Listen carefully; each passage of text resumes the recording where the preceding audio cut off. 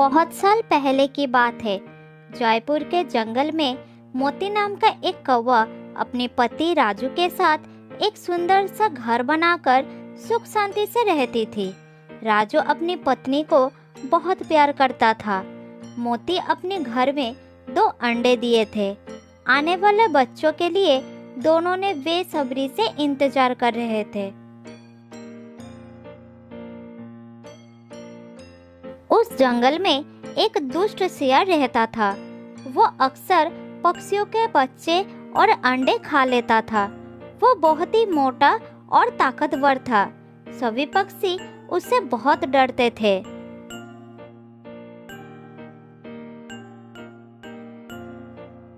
एक दिन मोती अपने पति के साथ बात कर रही थी। आज के बाद घर के कोई काम तुम नहीं करोगी, बस तुम घर में आराम करोगी। आज से सारा काम मैं कर लूंगा, चाहे घर का काम हो या घर के बाहर का। तुम चिंता मत करो, तुम सिर्फ अपनी और अंडों का ख्याल रखो। तुम निश्चिंत होकर जा सकते हो, मैं यहाँ संभाल लूंगी, लेकिन घर वापस जल्दी आना। फिर राजू खाने के तलाश में घर के बाहर चला गया। खाना ढूंढते ढूंढते थोड़ी देर भी हो गया था। खाना लेकर आते समय अचानक आसमान में काली बादल छा गए। देखते ही देखते जोरदार बारिश के साथ आंधी तूफान भी शुरू हो गया। इधर मोती घर में अपने पति का आने का इंतजार कर रही थी और भगवान के पास पति के लौटने का प्रार्थना करने लगी। मोती पूरा दिन बैठा रहा, लेकिन राजू नहीं लौटा।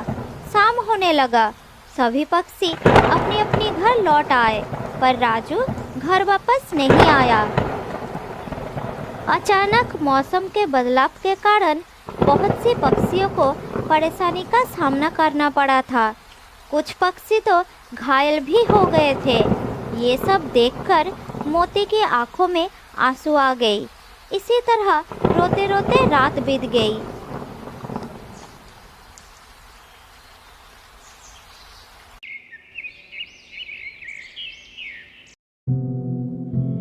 सुबह होते ही अपने पति की तलाश में जाने का निर्णय लिया।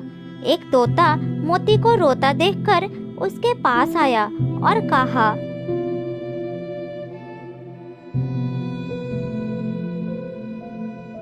क्या हुआ मोती बहन, चिंतित लग रही हो?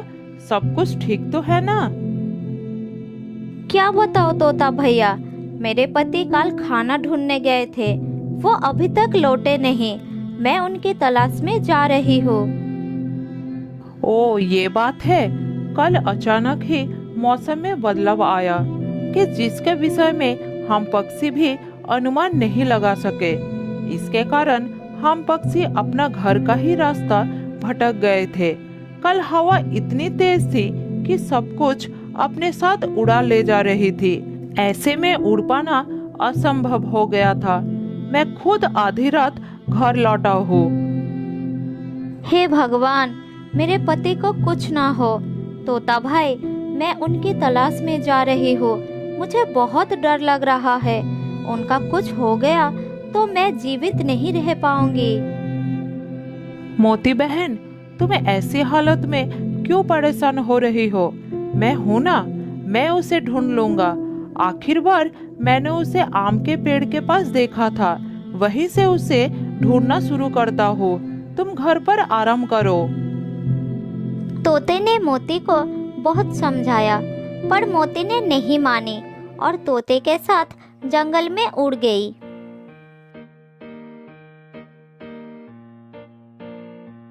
जंगल में जाकर दोनों ने मिलकर राजू को पुकारने लगे। उड़ते उड़ते दोनों ने आम के पेड़ के पास गई। आम के पेड़ के पास उन्होंने एक चिड़िया को देखा। दोनों को परेशान देखकर चिड़िया ने बोली, तुम दोनों बहुत चिंतित लग रहे हो। किसे ढूंढ रहे हो?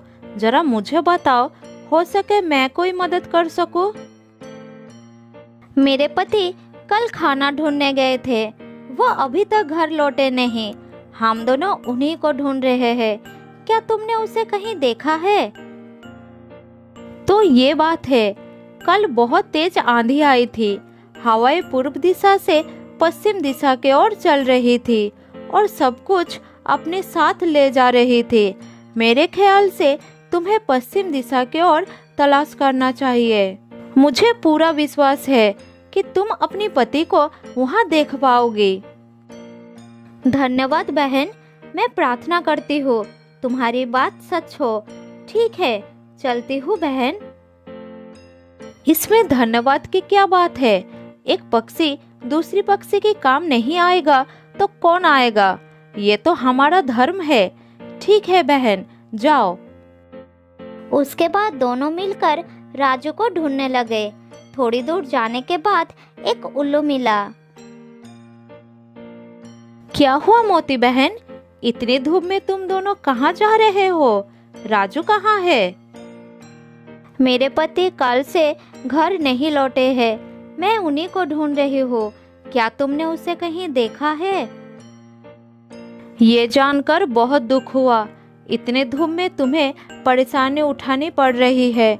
चलो, मैं भी तुम दोनों के साथ राजू को ढूंढने चलता हूँ। फिर तीनों ने मिलकर राजू को ढूंढने निकल पड़े। थोड़ी दूर जाने के बाद एक झाड़ियों में पंख फंसा हुआ दिखाई दिया। अरे, ये तो मेरे पति का पंख है। इसका मतलब वो यहीं कहीं आसपास होंगे। मेरा मन कह रहा है वो यहीं कहीं है। ये इलाका तो वही दुष्ट सियार का है। वो पास ही में रहता है। अगर राजू उसके हाथ में पड़ गया तो अब तक वो जीवित नहीं बचा होगा। नहीं, ऐसा मत कहो। मेरे पति को कुछ नहीं हो सकता। मुझे बताओ, वो सियार कहाँ रहता है?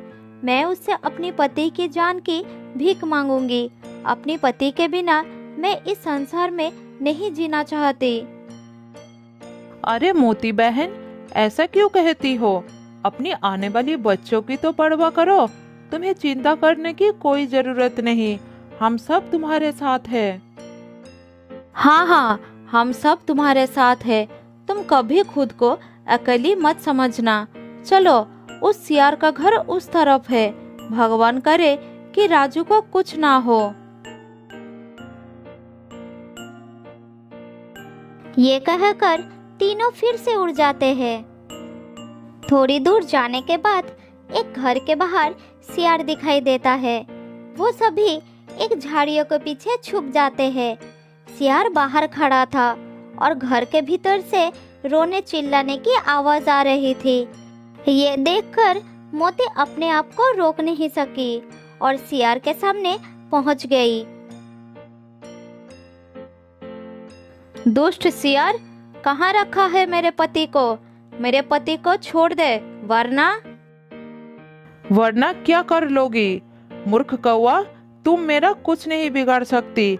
आज शाम को मैंने अपने दोस्तों को दावत पर बुलाया है। अब तो मैं तुम्हें भी कैद कर लूंगा और अपने दोस्तों के साथ मिलकर दावत उड़ाऊंगा।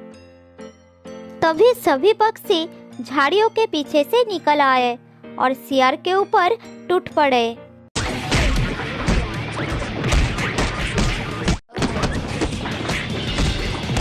इधर मोती सियार के घर के दरवाजा खोलकर अपनी पति को आजाद कर लिया। सियार को अच्छी तरह से पिटाई करके वह सब उड़ गए। मोती के घर पहुंचकर राजू उन्हें पिछले दिन की सारी घटना बताता है। मैं आंधी की वजह से एक झाड़ी में गिर गया और बेहोश हो गया। उसी का फायदा उठाकर सियार ने अपना कैदी बना लिया। धन्यवाद भैया, आप सबने मेरी जान बचाई। धन्यवाद हमारा नहीं, मोती बहन को करो। मोती बहुत ही आशावादी और हिम्मत वाली है, जिसके कारण तुम्हारी जान बच सकी। अगर वो तुम्हें ढूंढने का प्रयास नहीं करती तो वो सियार शायद तुम्हें खा गया होता। ये बिल्कुल सही बात है। मैं तो इसकी बहादुरी को सलाम करता हूँ। इनकी हिम्मत देखकर तो हमें उस सियार से लड़ने की हिम्मत जागी, वरना हम सभी पक्षी दुष्ट शियार से बहुत डरते थे। ये कहकर तोता और उल्लू अपने अपने घर लौट जाते हैं। इधर मोती और राजू अपने घर में सुख शांति से रहने लगे।